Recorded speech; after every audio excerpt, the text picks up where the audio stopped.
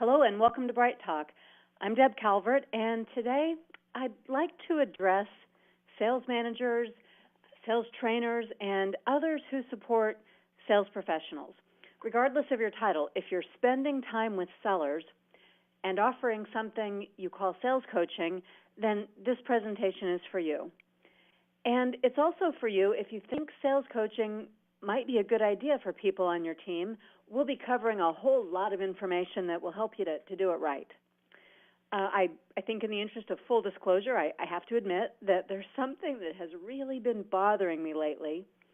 What's been bothering me is that sales managers are tasked with so many jobs and so many different roles that it's practically impossible for them to be effective, as highly effective as they want to be as sales managers and sales coaches.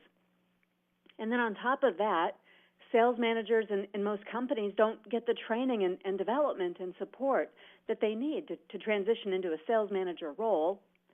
And then when it comes to sales coaching, well, there's even less training, and there's only this vague expectation that somehow they should know what to do and how to do it. So that's what this webinar is about. It's about addressing the unreasonable expectations that every sales manager or sales trainer or sales business partner is automatically capable of being a sales coach. Before we go any further, I think I will pause just a moment to properly introduce myself. As I said, I'm Deb Calvert. I'm the author of the bestseller, Discover Questions, Get You Connected, and of the award-winning blog, Connect to Sell. Be sure to link with me on Twitter or Google Plus or on LinkedIn. You'll see my handle there on screen along with my email address. What I do is I conduct sales coaching, sales training, and sales research, as well as working in the leadership space. And those two disciplines, they converge in my current work, which you may have heard about. It's the movement to stop selling and start leading. Like most of my work, it's based in research directly with buyers. In my corporate role in a Fortune 500 company, and in the 10 years since then, since I went into business here at People First Productivity Solutions, I've trained and I've coached nearly 100 sales coaches. And I've also coached hundreds of sales reps and sales managers. So I see firsthand the struggles, and I'm really sympathetic to what's going on out there. Now, there are some very valid reasons that senior sales managers want there to be more sales coaching throughout the sales organization.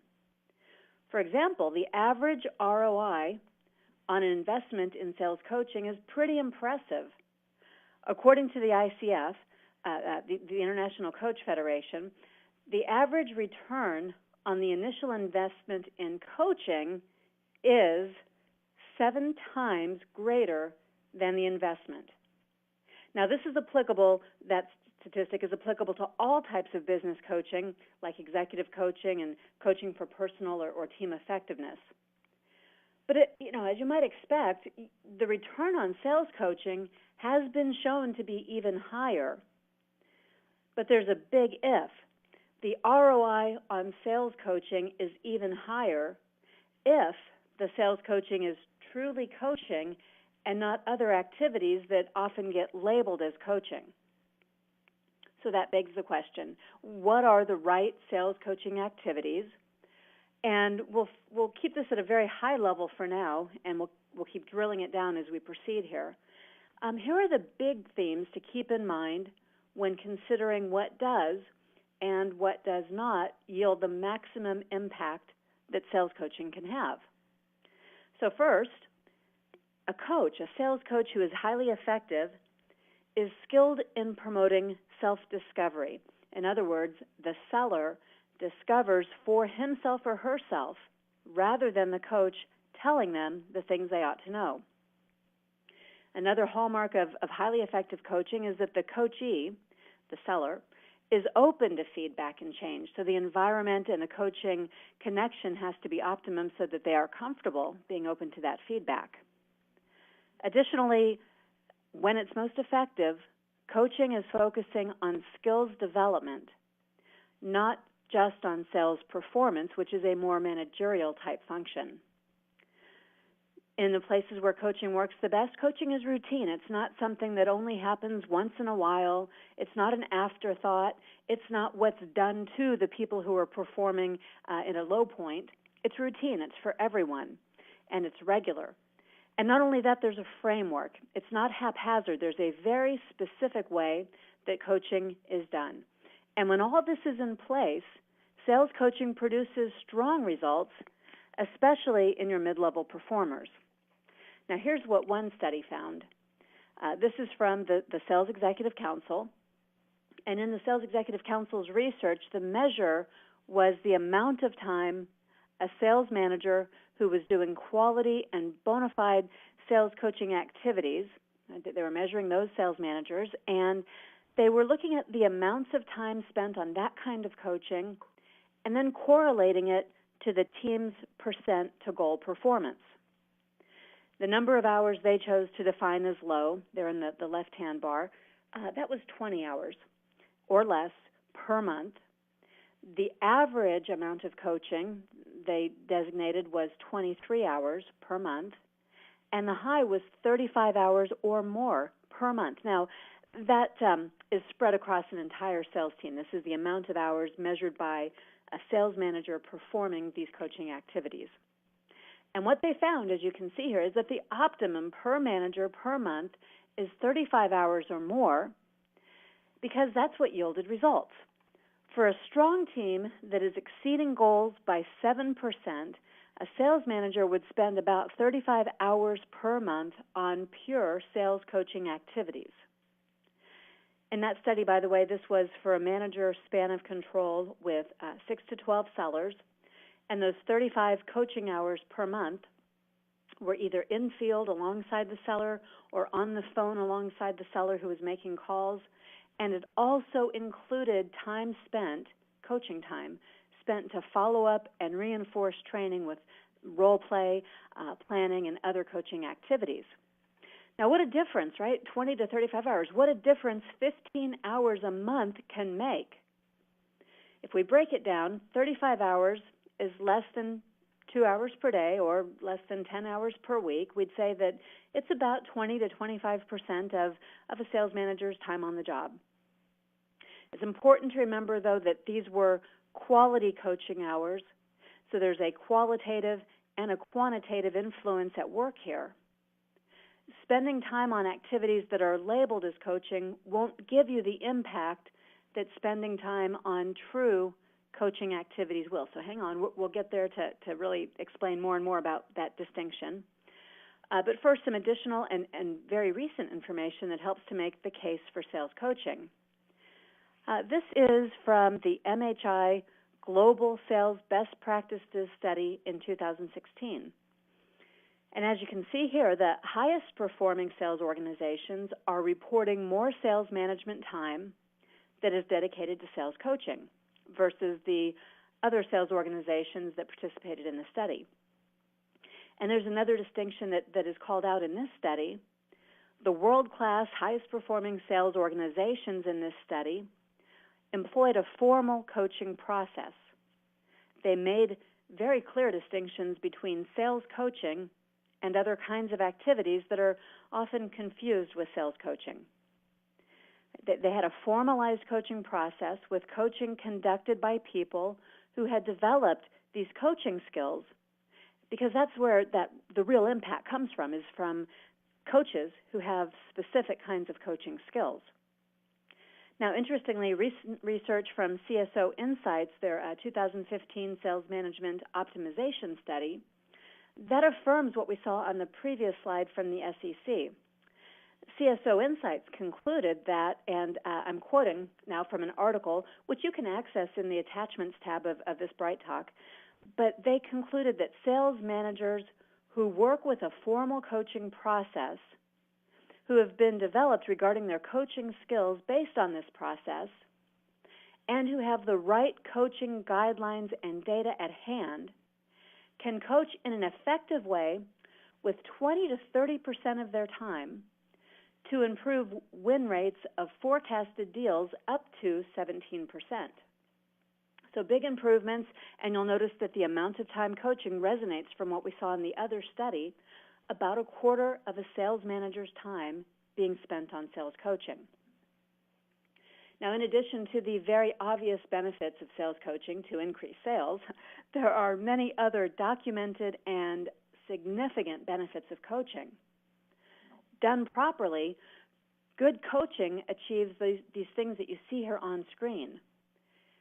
And what this means to you and to your organization is that sales coaching can reduce time on non-selling activities. It can boost your sellers' problem-solving abilities. It can keep your sellers positive even when they're being redirected to work in different ways. And good sales coaching can improve retention so you're not constantly hiring and onboarding new sales team members. So you see there's something in this for you in addition to revenue production. But I can't say this emphatically enough. To experience all these benefits, it has to be bona fide sales coaching. So now it's time to clarify what that means and how coaching is different from activities that seem very similar.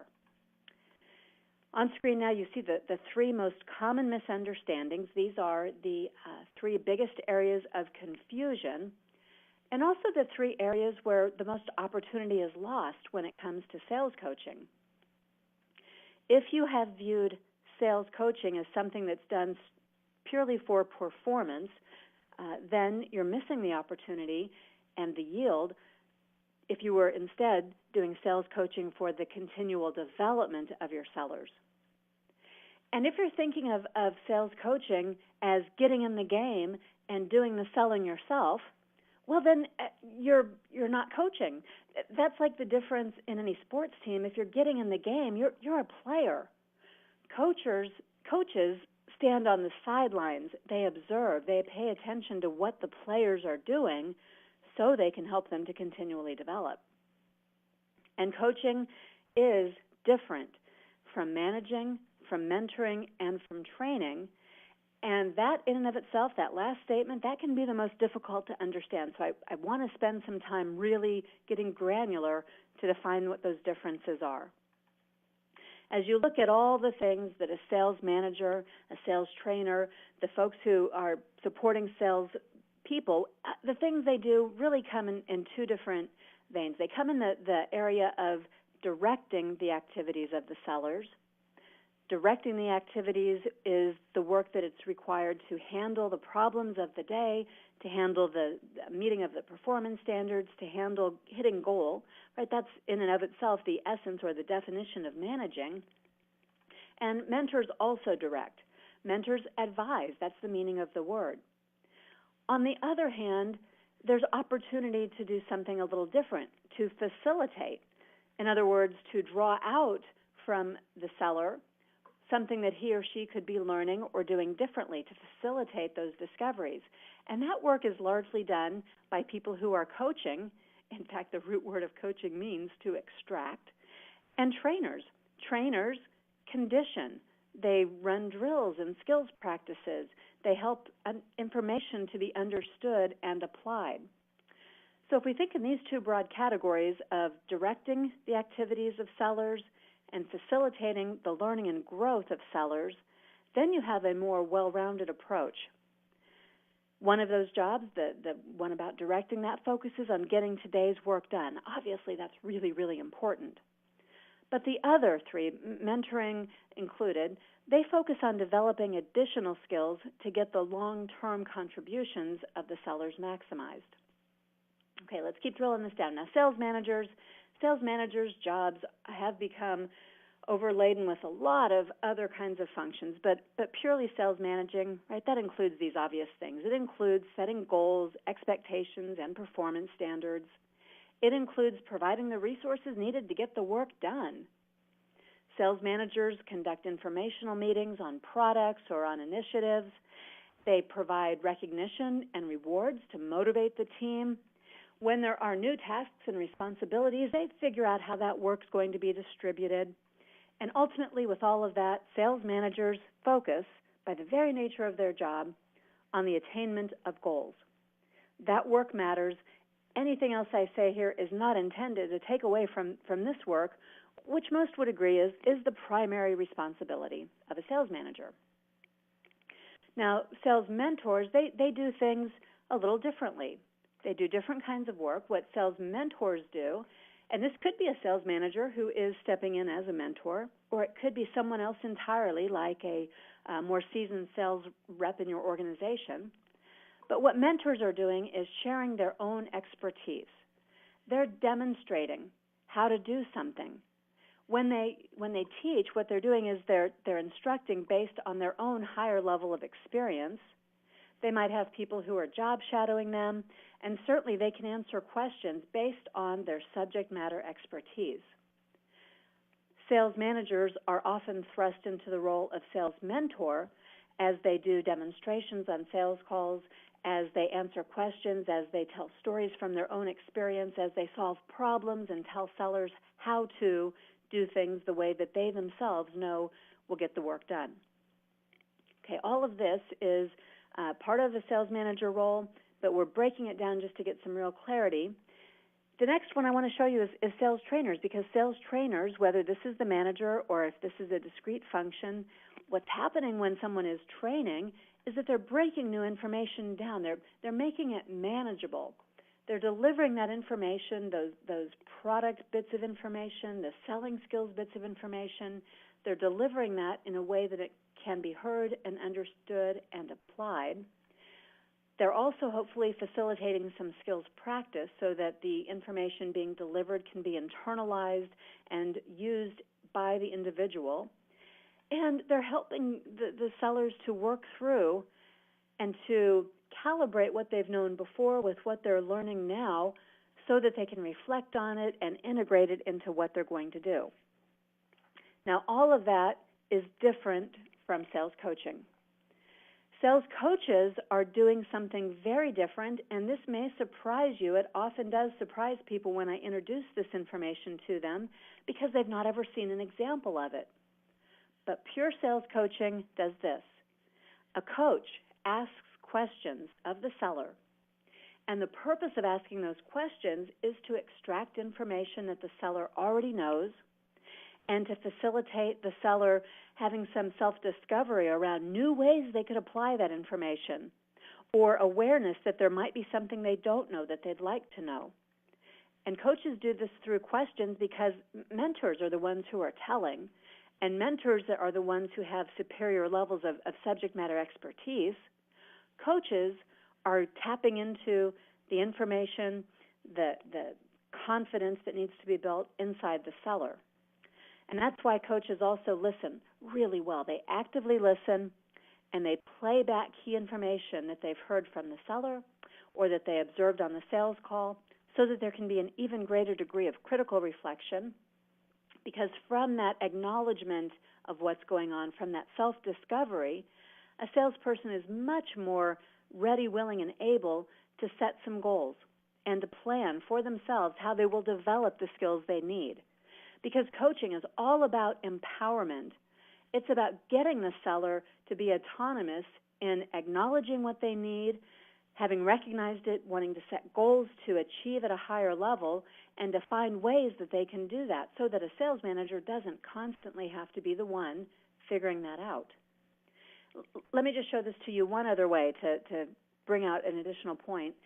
In this little box model, we're looking at what is the difference. And you see here now where the emphasis would be. So looking across the two quadrants at the bottom, this is about the mentor and the manager.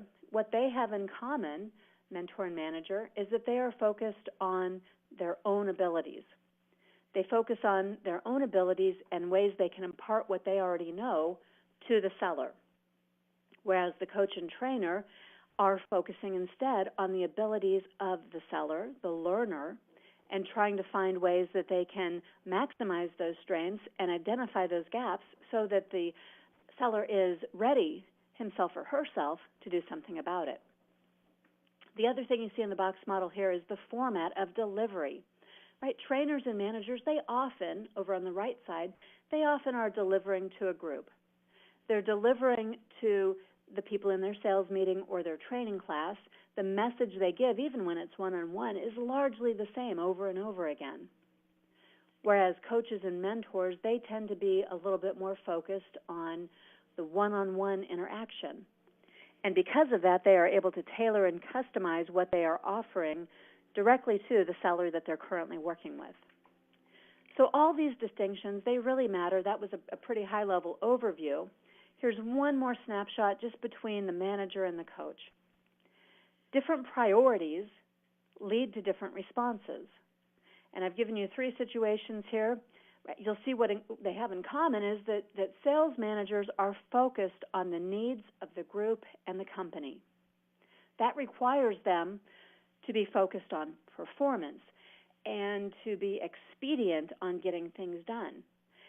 And they should have a desire to make every sale. Sales coaches, on the other hand, are focused on the needs of the individual and his or her development of critical skills. That requires, wait for it, this is a tough one, that requires missing some sales, not making some sales, in order to fully understand the seller's gaps and then to promote self-discovery so mistakes that are made will become learning opportunities. Coaching requires doing less for the seller and drawing him or her out more to develop and demonstrate skills that they can use autonomously. Sometimes sales managers do and think for sellers. Sales coaches don't. They challenge sellers to do and think for themselves.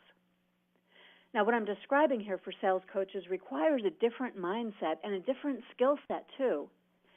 And that's why not everyone is cut out to be a sales coach. And there is no shame at all in that. It's just a fact.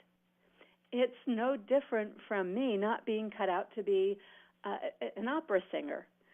I don't have the skill set nor the mindset, and I certainly don't have the desire to pursue that avocation. And that's okay. Now, obviously, in this brief time that we have together, I won't be able to teach anyone how to be a sales coach. I'll give you some alternatives for learning that later. But in the meantime, let me give you a high-level overview only of the most critical skills, because they aren't quite as simplistic as they appear to be at first glance. My intention is it's to help you sort out for yourself whether or not these are skills you have and want to apply a little differently as a sales coach, or if these are skills that you want to acquire, or if these are skills that, frankly, are outside your wheelhouse and not of interest for you. For some, what I'm about to describe regarding sales coaching and the related skills, it's going to be unappealing. Let that be a hint for you that sales coaching may not be your strong suit. And remember, that's okay. It just means that you'd be well served by finding a partner who's more adept at sales coaching. That will free up your time to manage, mentor, or train. So taking these one by one, and what I want to do here as we breeze through this high-level overview, these are some critical coaching competencies, and I'm going to selectively call out some that are not as self-explanatory as the others. I'll also make mention of the ones that are most misunderstood and misused. Everything I'll be showing you here is based on coaching for development, not managing for performance. When it comes to planning skills, coaches, well, they don't plan the sales call. They don't plan the time that they're going to spend with the seller. Instead, they ask the seller to do that work. That way the coach can see what's being set up effectively and what's not. But at the same time, the coach is also trying to set the seller up for success. So there might be, for example, a pre-call planning time where the seller is working with the coach prior to going in field. Whereas managers might just hop in the car with the seller, a coach is going to spend more deliberate and focused time to gauge how the seller prepares and then to promote self-discovery around improving preparation. Prior to being in front of a customer on a four-legged sales call, the coach is also going to set some expectations with the seller. If this is going to be purely an observational call, the coach tells the seller that up front and then sticks to that no matter what. Obviously, then, that means that these probably shouldn't be high-stakes calls When it's a high-stakes call and you must make the sale, well, that's the time that you bring the sales manager who might be involved in closing the sale. Now, there is a time when a coach might want to make a demo call, a demonstration. And if that's the case, the seller and coach should predetermine that too. By the way, I do recommend that less than a quarter of a coach's customer-facing time be spent on demo calls. In other words, for every 4 calls that you are with the seller and the customer is on the call too, only one of those out of 4 or less should be a demonstration, because frankly that is what sales managers can do, and there's less learning by sellers on these kinds of calls. And if you do too many of them, there's a risk. If you're doing demonstration too much, you can cause an erosion in a seller's confidence, and they may even become overly reliant on the sales manager or sales coach who's stepping in to demonstrate or take over as a mercenary closer. Now, there are skills. For all this strategic planning, there are skills that a sales coach needs, because this is about being proactive and not reactive. You're not going to be reacting in the moment on the sales call because you've already predetermined what your role will be. So proactively, you might also need to be prepared to bite your tongue and to allow mistakes to be made so that you can see how the salesperson is going to handle their own mistakes and have even more fodder for coaching. The next group of skills that are really, really important for a coach, and this is a big one, it's listening skills. Now, if you saw this slide and instantly tuned out, come back. But if you did, if you tuned out because you think you've heard it all before, then let that be a clue to you that you might not be cut out to be a sales coach. As a sales coach, you have to be fully tuned in and completely present right there in the moment at all times. You have to be able to pick up on subtle cues, even emotional ones. If you miss things that the seller sees, you're going to have a hard time convincing the seller that you bring value as an observer. After you observe sales calls with your active listening all the way tuned up, you'll be playing back what was said by the buyer and by the seller, and you'll need to be accurate. Hyper-focused listening is essential. Here are just a couple of tips that you might not have heard before. The best listeners focus on listening for what's different, not what's already familiar. Sales coaches who model this by picking up on things that sellers miss do a wonderful service for those sellers. They demonstrate why listening matters so much, and they inspire sellers to improve their own active listening skills. And by focusing on what's different, sales coaches are usually the ones that pick up on something the seller missed. Sales managers often aren't able to pick it up because, like the seller, they're listening for what's familiar or what's the green light that they came in hoping for. Sales coaches, conditioning themselves to listen for what's different, they see other avenues that could be pursued, or they see objections before they're voiced out loud. They have a keen insight because they have deliberately turned up their active listening and focused on paying attention to glean what's different, what's not expected. Now, in a coaching role, unlike a managing role, you can't let emotions or adrenaline or anticipation take over. Your listening abilities would be compromised if you were trying to get into the game, or if you're mentally willing the seller to do what you're thinking would be the right thing to do. So as a coach, even when you give feedback, you need to actively listen. Managers and mentors, they do more telling and more sharing of their own experiences. Coaches don't do that. They ask questions, and they listen, and then they ask more questions to help a seller discover for himself or herself what it is that could be done differently. Now, although we're breezing through, I did want to share a couple of models with you. This one's a model for listening.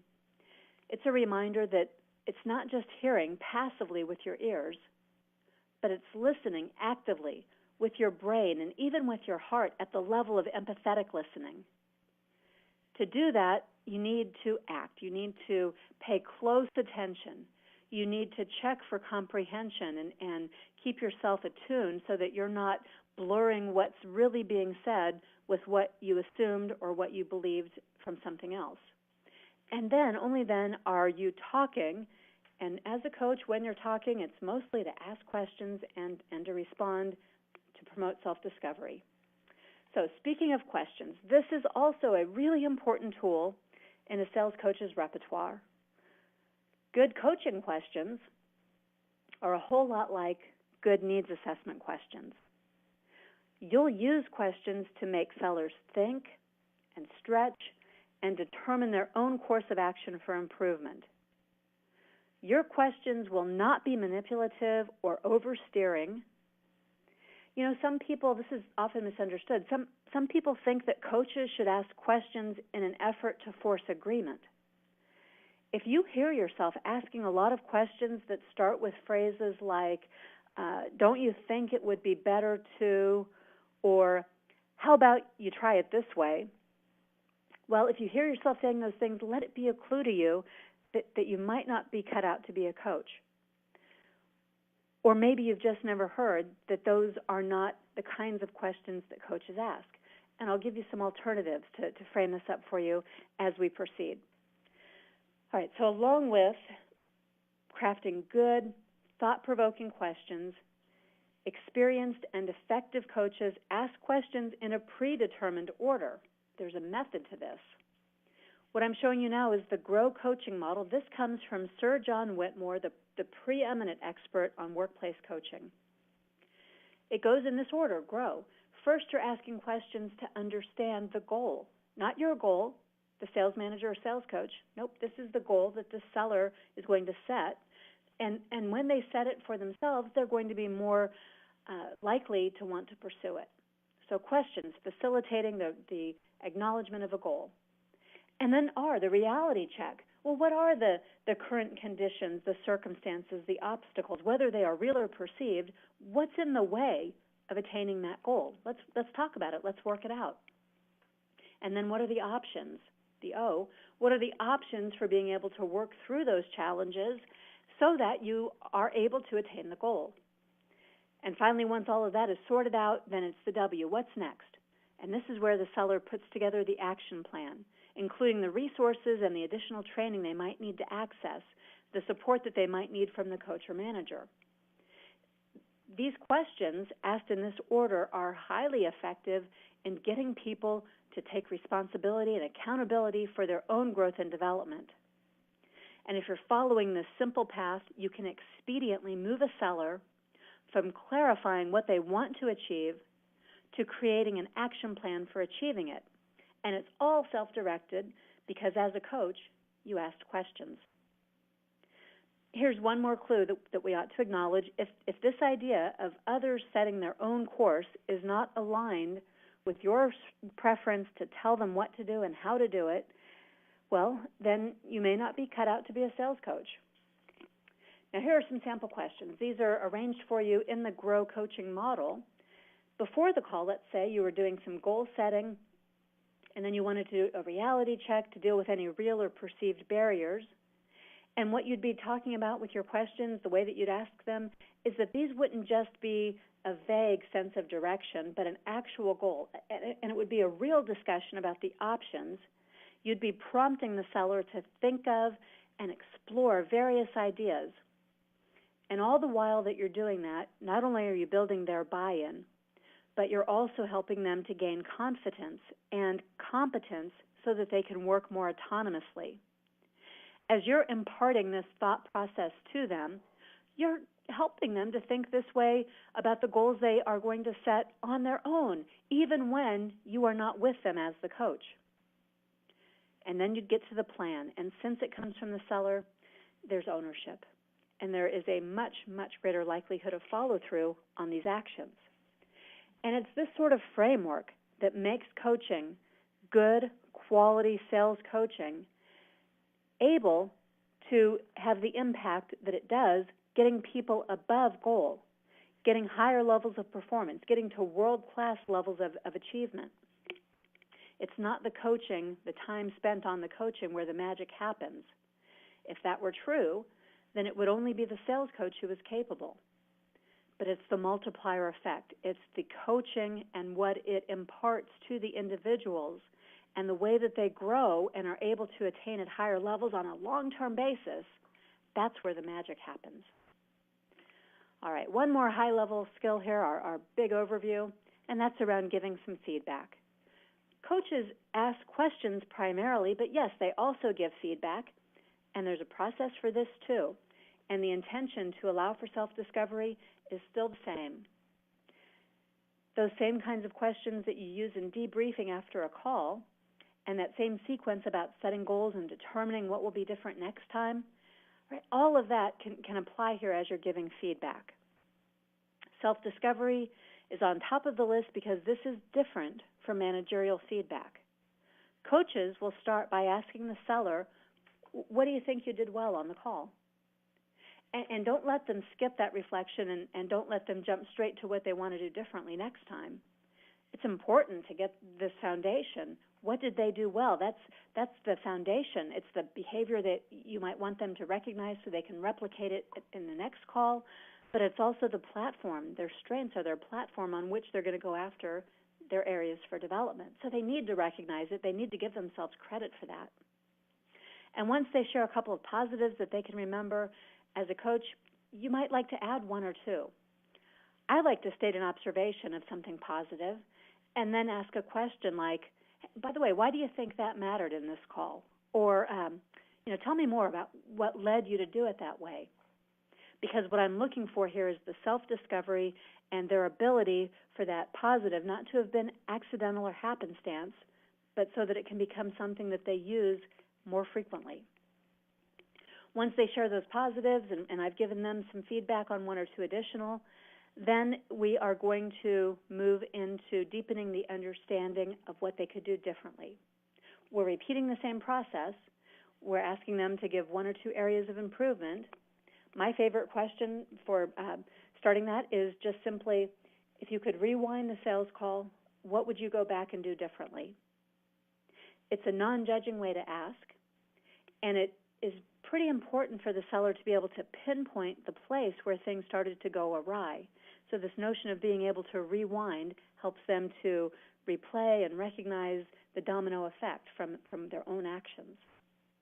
And then after they give some of their feedback about what they'd like to change, right, you also limit yourself to one or two additional critical key changes that need to be made. And that's also done best with a mix of statements and questions. Well, those are the critical skills, and again, we have just gone very high level. This last skill set and mindset to cover is not so much a skill to develop as one to be okay with. One of the most common questions that I ever hear from sales managers who want to do more sales coaching, and they usually ask this with a bit of a sense of bewilderment, that question is, well, what is it then? What am I supposed to do on sales calls? And I get it, because sales managers, they've always been so good at interacting on sales calls. This is like putting baby in the corner. But it's okay to do nothing except observe and take notes on a sales call. There's tremendously high value in doing that. I do recommend note-taking. It captures important information. It redirects the energy that might otherwise cause you to leap into the conversation and take over for the seller. It also signifies to the seller and the buyer that something important is happening here. If you, by the way, could never, ever imagine yourself quietly observing the sales call and taking notes about it, then just let that be a clue that you might not be cut out to be a sales coach. The other question that I get a lot from sales managers who aren't yet sales coaching is, so what do we tell the buyer about why I'm here? And I simply recommend an honest answer. I'm here on the sidelines and not in the game today. Like any coach, I can do more observing, and I can offer better feedback if I don't interact much. Keep it simple. Buyers respect this. They do not have negative reactions to people who are coaching on the sidelines. So you're taking notes about what the seller says, you're taking notes about how the buyer answers and responds, and you'll use those notes when you offer feedback. You'll be able to be more specific, you'll be able to be more helpful with notes than without them.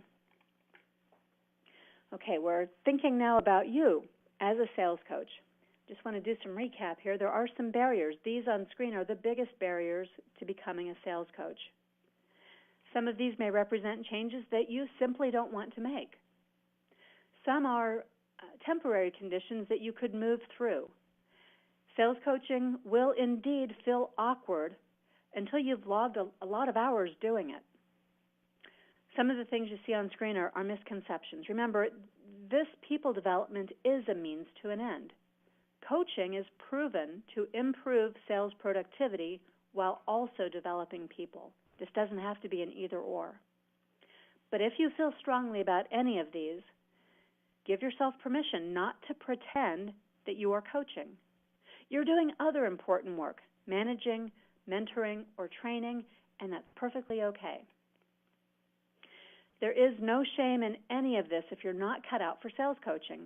We need sales managers, sales trainers, sales mentors. We need mercenary sales closers, too, at times. If you're not cut out to be a sales coach, step back and let someone else fill that role, working as an extension of you.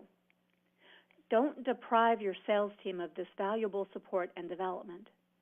Don't cheat your organization of the improved performance that sellers could be delivering if they received true sales coaching. And if it's not you, well, bring in a trained and certified professional who has logged the hours and gotten the professional credentials. That will help ensure that you get the maximum ROI possible. You can aim for 7 times your investment according to the International Coach Federation.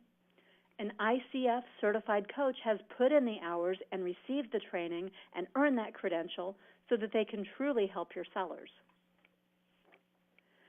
Now here at People First Productivity Solutions, we can help.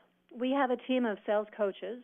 We have a great referral network, and we'd be happy to help find someone who is highly capable and qualified in your backyard, in your industry, whatever's going to be right for you. I personally have been coaching salespeople and training sales coaches for over 15 years. We offer a variety of coaching packages. We do field coaching. We do extended engagements via phone. We do role-playing and strategizing with sellers, even by phone, to boost sales performance. We've worked with sellers in tech, healthcare, medical equipment, insurance, education, nonprofit fundraising, advertising, manufacturing, real estate, automotive, agriculture. We've pretty much run the gamut. So if you think that you have the right stuff, though, and you just need some additional skills training so that you can be an effective sales coach, then please note that I've attached a lot of resources to this presentation. Some of my colleagues in the selling space have offered these support tools to get you started. And on top of that, beginning in October, I will be offering a sales coach training program. It'll be a coach-the-coach program with one-on-one time to develop your skills, plus group time to learn from others who, like you, are learning to be highly effective sales coaches. We'll be doing a lot of role play. You'll be logging those hours so that coaching becomes very natural and easy for you to do, and you'll be extremely effective at it. However, I will only take 12 participants enrolled into the program, and people listening to this Bright Talk Live are the very first ones to hear about this offering. We'll start the mass marketing in about 10 days. Participants who receive complete coaching kits from that program will be the only ones who have that full suite of products that we offer. We'll be developing all sorts of skills, the ones we've touched on here, and a lot more. That program is going to be ideal for sales trainers and sales managers who just want to make a greater impact on sales numbers. So here's what to do. If you think you're interested in that program, just email me directly at the email address you see on screen, debcalvert@peoplefirstps.com. I'm not going to spam you. You won't be receiving a lot of annoying emails about this. I know the program's going to fill up pretty quickly. I just need a way to get information directly to anyone who's genuinely interested in learning more about this. Okay, with that, I want to wrap up. I think we have time for just a couple of questions. I've been trying to weave them in as we've been going here, but these seem like a couple of good add-ons here. So the first one is, are you saying that sales managers cannot also be sales coaches and must only be managing all the time? Now, I may have answered this, but I think it's probably good if I'd be very explicit in my response. No, I'm not saying that at all. Some of the very best sales coaches I've ever known have the job title of sales manager. But they were able to wear both hats and to morph into whichever role was appropriate in a given situation. Those sales managers who are also really good at sales coaching, they understood the differences and they pursued training and skills development to acquire sales coaching competencies. To me, that's actually the ideal solution when and where it's possible.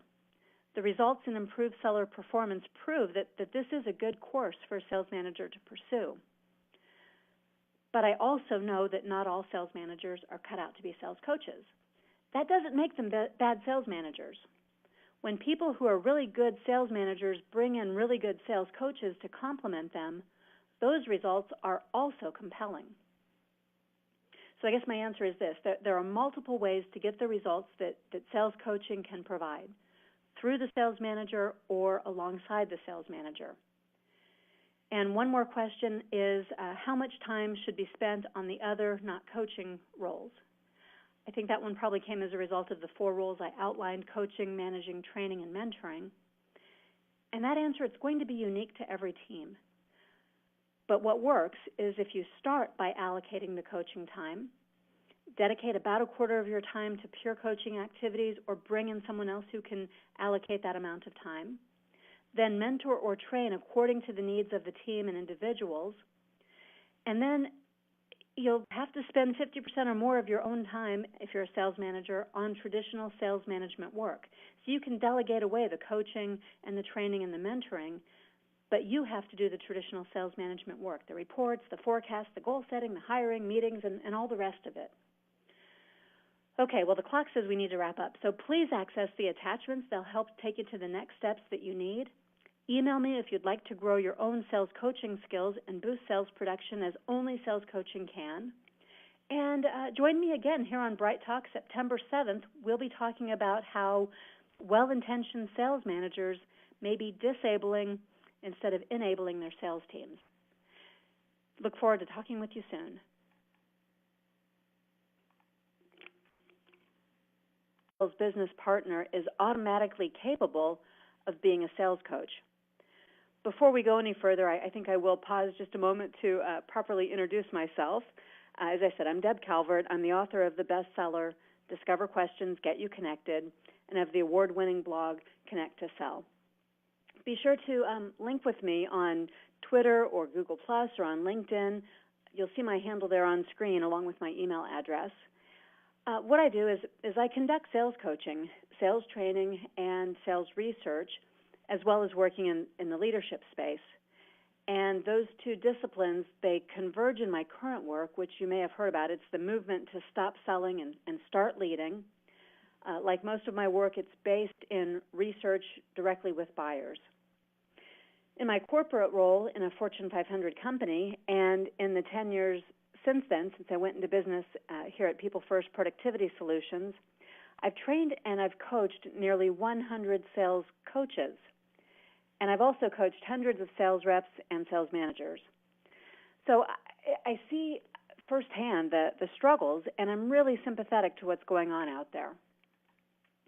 Now, there are some very valid reasons that senior sales managers want there to be more sales coaching throughout the sales organization. For example, the average ROI on an investment in sales coaching is another hallmark of highly effective coaching is that the coachee, the seller, is open to feedback and change. So the environment and the coaching connection has to be optimum so that they are comfortable being open to that feedback. Additionally, when it's most effective, coaching is focusing on skills development, not just on sales performance, which is a more managerial type function. In the places where coaching works the best, coaching is routine. It's not something that only happens once in a while. It's not an afterthought. It's not what's done to the people who are performing in a low point. It's routine. It's for everyone, and it's regular. And not only that, there's a framework. It's not haphazard. There's a very specific way that coaching is done. And when all this is in place, sales coaching produces strong results, especially in your mid-level performers. Now, here's what one study found. This is from the Sales Executive Council. And in the Sales Executive Council's research, the measure was the amount of time a sales manager who was doing quality and bona fide sales coaching activities, they were measuring those sales managers, and they were looking at the amounts of time spent on that kind of coaching and then correlating it to the team's percent to goal performance. The number of hours they chose to define as. Hello and welcome to Bright Talk. I'm Deb Calvert, and today I'd like to address sales managers, sales trainers, and others who support sales professionals. Regardless of your title, if you're spending time with sellers and offering something you call sales coaching, then this presentation is for you. And it's also for you if you think sales coaching might be a good idea for people on your team. We'll be covering a whole lot of information that will help you to do it right. I think in the interest of full disclosure, I have to admit that there's something that has really been bothering me lately. What's been bothering me is that sales managers are tasked with so many jobs and so many different roles that it's practically impossible for them to be effective, as highly effective as they want to be as sales managers and sales coaches. And then on top of that, sales managers in most companies don't get the training and development and support that they need to transition into a sales manager role. And then when it comes to sales coaching, well, there's even less training, and there's only this vague expectation that somehow they should know what to do and how to do it. So that's what this webinar is about. It's about addressing the unreasonable expectations that every sales manager or sales trainer or sales pretty impressive. According to the ICF, the International Coach Federation, the average return on the initial investment in coaching is 7 times greater than the investment. Now, this is applicable, that statistic is applicable to all types of business coaching, like executive coaching and coaching for personal or team effectiveness. But as you might expect, the return on sales coaching has been shown to be even higher. But there's a big if. The ROI on sales coaching is even higher if the sales coaching is truly coaching and not other activities that often get labeled as coaching. So that begs the question, what are the right sales coaching activities? And we'll keep this at a very high level for now, and we'll keep drilling it down as we proceed here.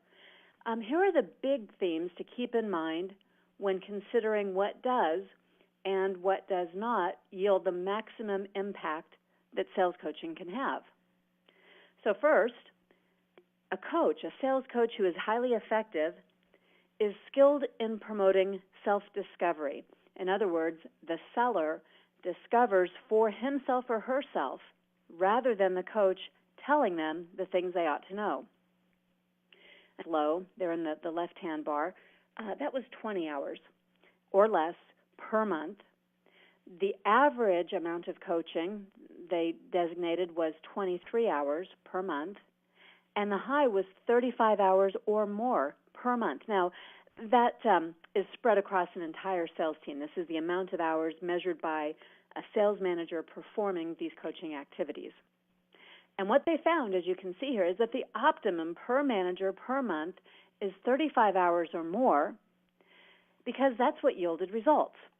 For a strong team that is exceeding goals by 7%, a sales manager would spend about 35 hours per month on pure sales coaching activities. In that study, by the way, this was for a manager span of control with 6 to 12 sellers, and those 35 coaching hours per month were either in field alongside the seller or on the phone alongside the seller who was making calls, and it also included time spent, coaching time, spent to follow up and reinforce training with role play, planning, and other coaching activities. Now, what a difference, right? 20 to 35 hours. What a difference 15 hours a month can make. If we break it down, 35 hours is less than 2 hours per day or less than 10 hours per week. We'd say that it's about 20 to 25